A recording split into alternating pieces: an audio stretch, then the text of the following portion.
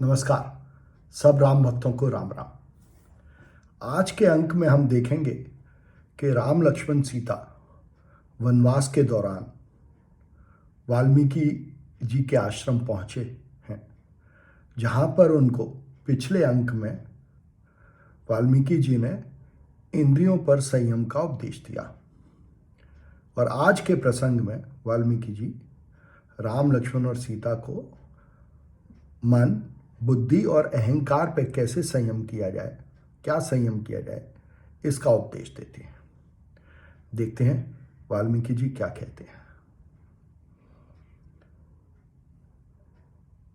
कहते हैं, सब करे मागहि एक फल, राम चरण रति हो। तिनके मन मंदिर बसहु, सिय रघुनंदन दो।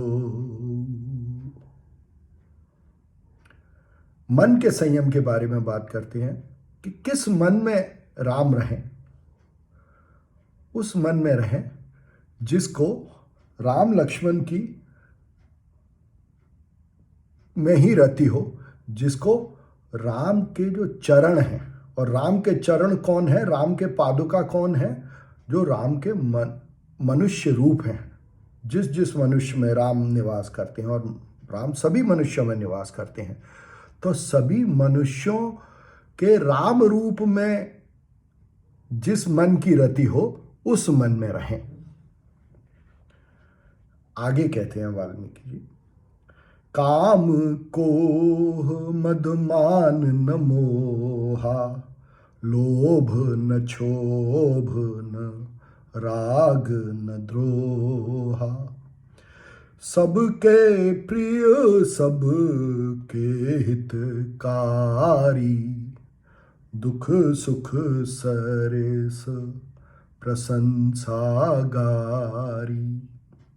कहें सत प्रिय वचन विचारी, जागत सोवत शरण तुम्हारी।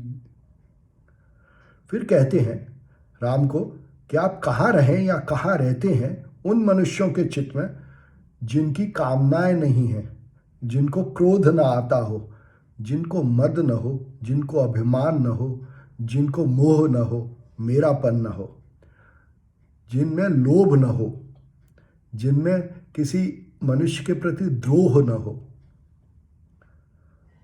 जो सबों से प्रिय वचन बोले, वाणी जिनकी प्रिय हो, दूसरे को अच्छी लगे और उनका भला करने वाली हो, जिनके लिए दुख और सुख एक समान हो, जिनके लिए कोई प्रशंसा करे या कोई गाली दे तो वो उनके लिए एक समान हो। जो मनुष्य दूसरों को सत्य कहें पर सत्य के साथ साथ प्रिय वचन भी कहें, यह नहीं कि सत्य कड़वा बना के कहें। और जो मनुष्य राम में विश्वास रखते हो, आप में विश्वास रखते हो, उनके चित्त में रहिए। आगे कहते हैं, तुम्हें छाड़े गति दूसरे नाही, राम बसहूं तिन के मन माही। कहते हैं कि जिसको तुम्हारे को छोड़ के और किसी पर भरोसा ना हो, सिर्फ राम पर, ईश्वर पर भरोसा हो, और ईश्वर मनुष्यों में रहता है तो मनुष्य पर भरोसा हो, उसके चित्त में रहिए। आगे कहते हैं, जननी सम जानहि पर नारी, धनु पराव विष ते विष भारी। जो दूसरी नारियों को माता समान देखे और जिसको पराया धन विष के समान लगे, ऐसे मनुष्य के चित्त में रहिए।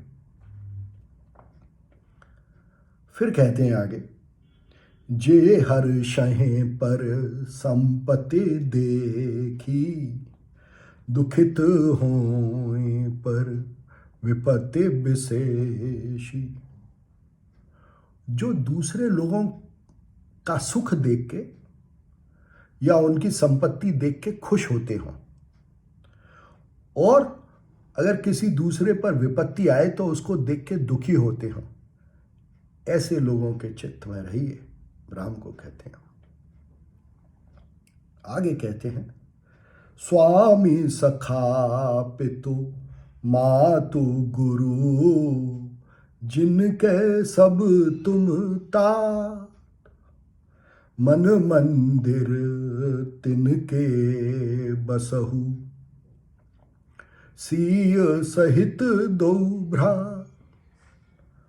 तो कहते हैं कि हे राम, जिनके माता पिता या जिस मनुष्य को माता पिता, गुरु, स्वामी और सखा में राम ही दिखाई दें। यहां बहुत ही स्पष्ट हो जाते हैं वाल्मीकि जी। कहते हैं कि उस मनुष्य को जिसको अपना स्वामी, माता पिता, गुरु और सखा में राम दिखाई दे, उनके हृदय में रहिए, उनके चित्त में रहिए। साफ साफ कहते हैं कि हर मनुष्य में राम विद्यमान है, हर मनुष्य राम का रूप है, तो उनके हृदय में रहिए। इसके बाद आगे कहते हैं, अवगुण तजे सब के गुण गहाई, विप्र धेनु हित संकट सहाई। मतलब दूसरे मनुष्यों के अवगुणों को छोड़ के उनके गुण देखे कि उनमें क्या गुण है, क्या उनमें अच्छाई है, और दूसरे मनुष्यों के लिए संकट सहने को भी तैयार रहे। ऐसे मनुष्य के हृदय में रहिए।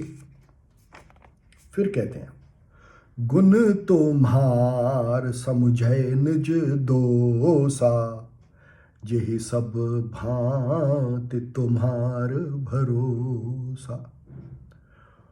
जो मनुष्य अपने सारे गुणों को तुम्हारे गुण समझे, क्योंकि उस मनुष्य के चित्त में भी राम तुम ही रहते हो, तो सारे गुण ये समझे कि राम के हैं जो उसके चित्त में विराजमान है, और जो भी अवगुण हैं वो अपने अहंकार के कारण समझे, अपनी बुद्धि या कुबुद्धि के कारण समझे। उस मनुष्य के चित्त में रहिए, और जिसको सब प्रकार से तुम पर भरोसा हो, तुम पर विश्वास हो। और कैसे हो वो विश्वास?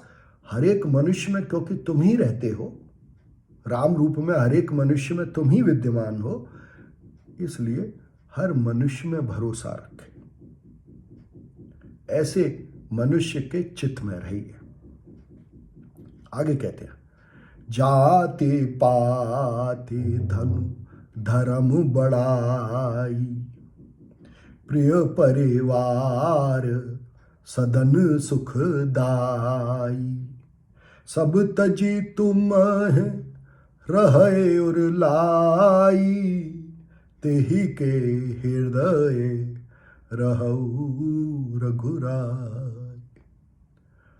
कहते हैं कि राम, ऐसे मनुष्य के हृदय में रहिए जिसके लिए जात पात, धन, धर्म, बड़ाई का कोई मतलब न हो, जो दूसरे मनुष्यों को इन जात पात, धन, धर्म, बड़ाई के तराजू पे न तौले, और जो किसी मनुष्य को ऐसे भी ना देखे कि ये मेरे परिवार का है और ये मेरे परिवार का नहीं है, और जो अपने आवास को, अपने घर को भी दूर से देख सके। दूर से मतलब ये मेरा नहीं है। जो मनुष्य ये कर सके, उसके हृदय में आप रहते हैं, क्योंकि वो हर एक चीज से जो मेरापन है कि ये मेरा है, उसको हटा चुका है। इसलिए ऐसे मनुष्य के चित्त में आप रहिए, या आप रहते हैं। तुलसीदास जी कहते हैं, वाल्मीकि के जरिए। आगे कहते हैं, करम वचन मन राउर चेरा, राम करहूं तेहि के उर डेरा। हे राम, जो आपका वचन से, मन से और कर्म से आपका दास हो। अब राम का दास कैसे हो? क्योंकि राम हर मनुष्य में विद्यमान है, तो हर मनुष्य से जिससे भी आप बात करें या जिसके लिए काम करें या जिसके साथ व्यवहार करें, उसके मन, वचन और कर्म से दास की तरह व्यवहार करें। ऐसे मनुष्य के हृदय में रहिए। आखिरी में कहते हैं, इस उपदेश के आखिरी में कहते हैं, जाहे न चाहे कबहू कछु, तुम सन सहज सनेहू, बसहु निरंतर तासो मन, सोराउर निज गेहू। तो वाल्मीकि जी यहां राम से साफ कहते हैं कि जिसको कुछ भी और नहीं चाहिए सिवाय आप में प्रीति हो, सिवाय आपको देखे, और किस में देखे? हर मनुष्य में देखे आपको। जो मनुष्य दूसरे मनुष्यों में राम को देखे और ये जान के उनसे प्रेम करे, तो ऐसे मनुष्य के हृदय में रहिए, ऐसे मनुष्य के चित्त में रहिए। और राम क्योंकि चित्त रूप ही है मनुष्य में, तो ये मान लीजिए कि इसका मतलब ये है कि वो मनुष्य जो ये सब गुण जिसमें होते हैं, वो ये जान जाता है कि राम उसके चित्त में रहते हैं। या उल्टा समझें कि राम जब चित्त में रहते हैं, ये मनुष्य जान जाता है, तो उसके सारे कर्म, उसका ज्ञान ऐसा होता है जो महर्षि वाल्मीकि ने राम को उपदेश में बताया। तो अगर हम सब ये चाहते हैं कि हम अपने अंदर के राम को जानें, उसका स्पष्ट अनुभव करें, उसकी स्पष्ट अनुभूति करें, तो हमारे दूसरे मनुष्यों से व्यवहार कैसा हो, उनसे नाते कैसे हों, उनसे रिश्ते कैसे हों, जो महर्षि वाल्मीकि ने बताए। कोशिश कीजिए। धन्यवाद।